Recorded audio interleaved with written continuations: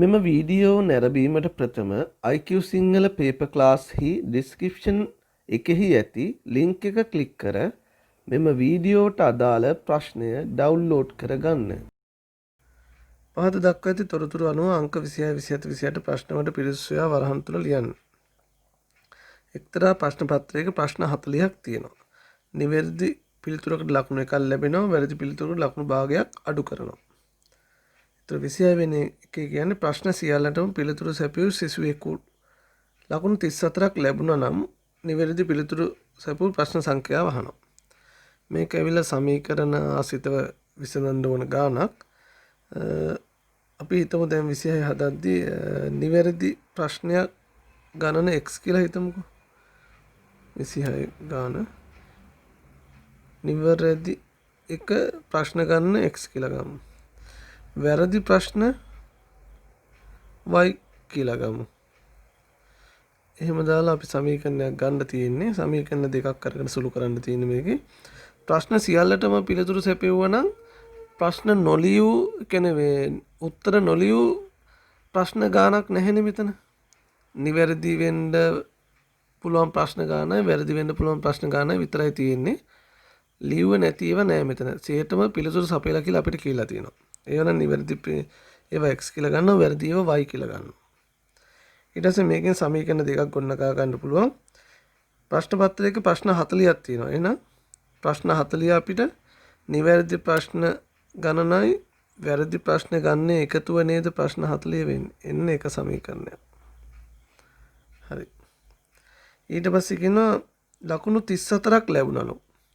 ලකුණු 34ක් ලැබුණා නම් නිවැරදි එකකට එක ගානේ හම්බ වෙනවා වැරදි එකකට භාග ගානේ අඩු වෙනවා. හරිද? ලකුණු 34ක් හැම එකනේ නිවැරදි ගාන වැඩි. එහෙනම් එක වැඩි කරනවා x කින් එන ලකුණු ගාන එනවා අඩු කරනවා භාගය වැඩි කරනවා y කින්. ලකුණු භාගයක් අඩු වෙනවනේ වැරදි පිළිතුරට. අඩු වුණාට පස්සේ එන උත්තරය ඇවිල්ලා 34යි. මෙන්න දෙවෙනි සමීකරණය. මේ දෙක සුළු කරලා තමයි xy හොයාගෙන නිවැරදිව පිළිතුරු සැපයූ ප්‍රශ්න සංඛ්‍යාව කියන්නේ x හොයාගන්න තියෙනවා. දෙවෙනි එක අපි සුළු කරලා ඉවරයක් කරමු. x ඍණ y බෙදීම 2 සමානයි 34යි. දෙකෙන් වැඩි කර හරස් 2යි x අඩු කිරීම y සමානයි 34 වැඩි කරාම 68ක් වෙනවා.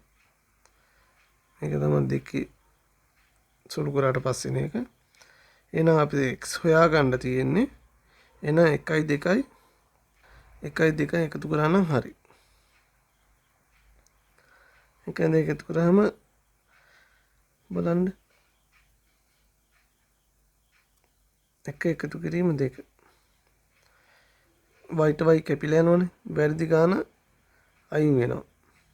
නිවැරදි ගාන එකතු වෙනවා 3x සමානයි 40යි 68යි එකතු වුණාම කීයද? 8යි 108යි. එන්න x කෙනෙක් උත්තරේ කීයද? 3 වරක් 3යි 9 1යි 3 වරක් 6 36යි. x වලට 36 එනවා. ඒ කියන්නේ මොකන්ද? නිවැරදි පිළිතුරු සංඛ්‍යාව 36යි. 36 නම් උත්තරේ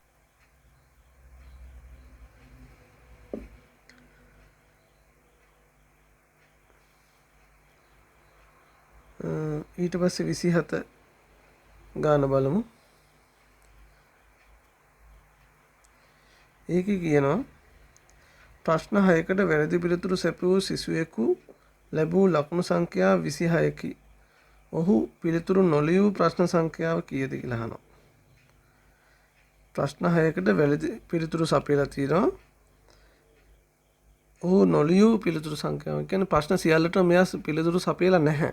කියන්නේ දැන් මෙතන ප්‍රශ්න පත්‍රයේ ප්‍රශ්න 40ක් තියෙනවා නම් ඒකේ ප්‍රශ්න 40 අයත් වෙන්නේ වැරදි පිළිතුරු, නිවැරදි පිළිතුරු, නොලියූ පිළිතුරු ලිව්වේ නැති ඒවයි වැරදි ඒ ප්‍රශ්නයි, නිවැරදි ප්‍රශ්නයි, නොලියූ ප්‍රශ්නයි තමයි තුනමයි තියෙනවා මේ 40 කොටට.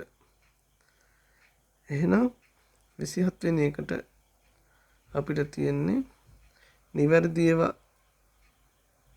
ඒවා x කියලා ගමු.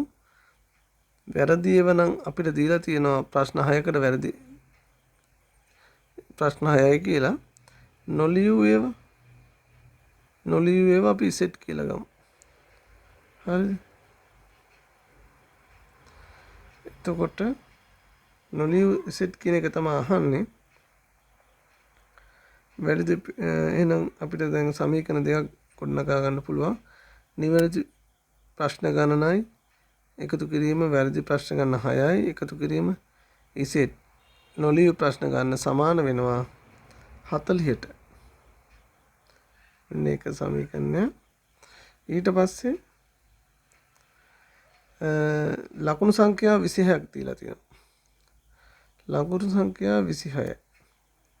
මේ 26 කියන එක සමාන වෙන්නේ නිවැරදි ප්‍රශ්න ගණනෙන් වැරදි ප්‍රශ්න අඩු කරන්න ඕනේ. නිවැරදි ප්‍රශ්න නම් 1 වැඩි කරනවා x කින් ඒ ලකුණු එක ගාන එකතු වෙන හින්දා අඩු කරන්න ඕනේ. වැරදි ගාන අයින් කරන්න ඕනේ.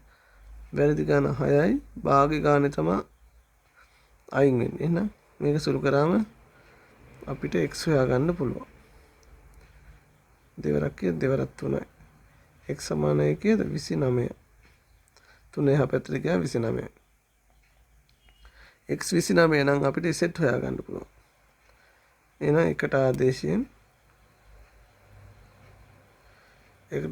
කරාම 29 එකතු කරන 6 එකතු කිරීම සෙට් සමානයි 40යි.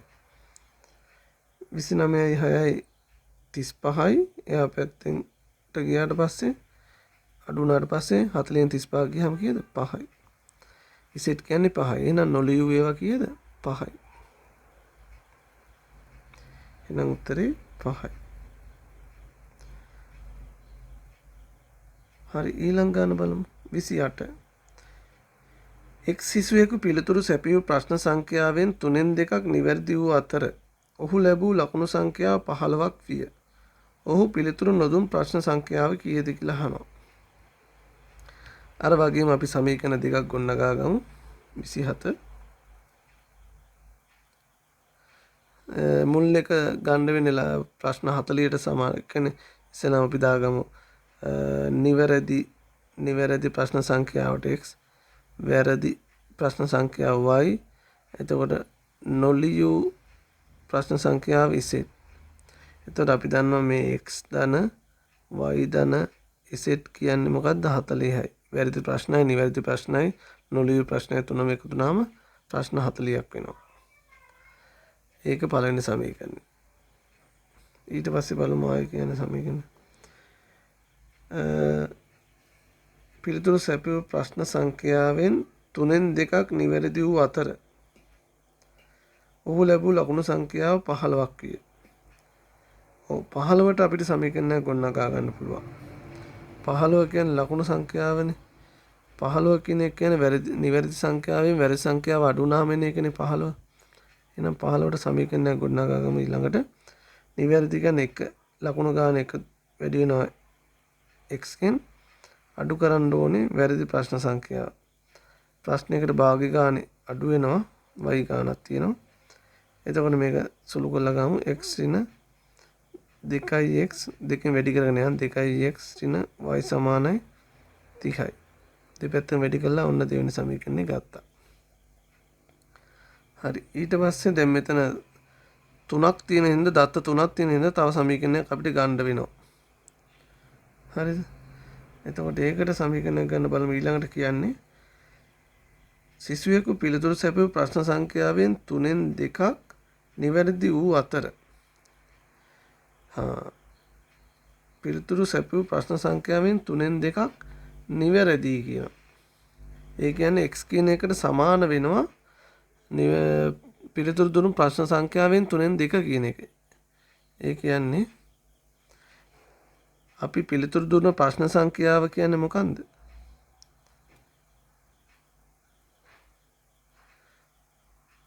ප්‍රශ්න සංඛ්‍යාව කියන්නේ x ධන y නේද? වැරදි පිළිතුරු නිවැරදි පිළිතුරු වල එකතුවනේ පිළිතුරු දුන්න ප්‍රශ්න සංඛ්‍යාව කියන්නේ. එහෙනම් මෙන්න මේ x ධන y එකෙන් හොඳට බලන්න ගාන කියෝලා 3න් 2ක් සමාන වෙනවයි කියනවා නිවැරදි ප්‍රශ්න සංඛ්‍යාවට. ඒ කියන්නේ x ට. ඕක තමයි එතකොට තුන්වෙනි සමීකරණය. ඔන්න සමීකරණ 3 සුළු කරලා තමයි අපිට හොයන්න වෙන්නේ ඔහු පිළිතුරු දුන් ප්‍රශ්න පිළිතුරු නොදුන් ප්‍රශ්න. ඒ කියන්නේ Z හොයන්න තියෙන්නේ. Z හොයන්න තියෙන ඔය 3 සුළු කරලා. ඉස්සෙල්ලාම අපිට දැන් තුන්වෙනි සමීකරණය සුළු කරලා අපිට ගන්න පුළුවන්. 3n කියලා දාලා මට හරස් ගුණිතය කරන්නලා මම එකපාර සුළු කරනවා.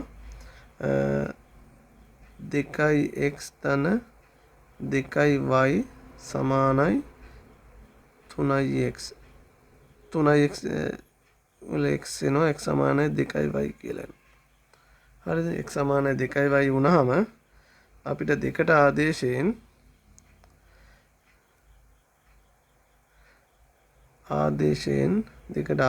අපිට x සමානයි 2y ආදේශ කරනහම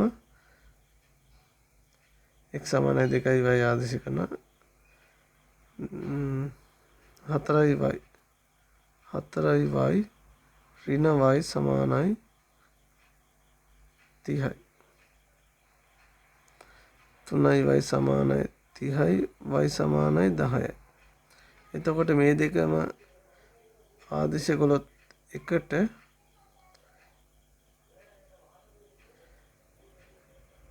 x වලට 2y එකට ආදේශයෙන් මේ y 10 නම් x කීයද? y සමාන x කියනවා 20යිනේ. x 20යි.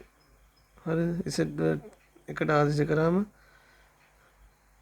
10 එකතු කිරීම 20 එකතු කිරීම z සමානයි 40යි.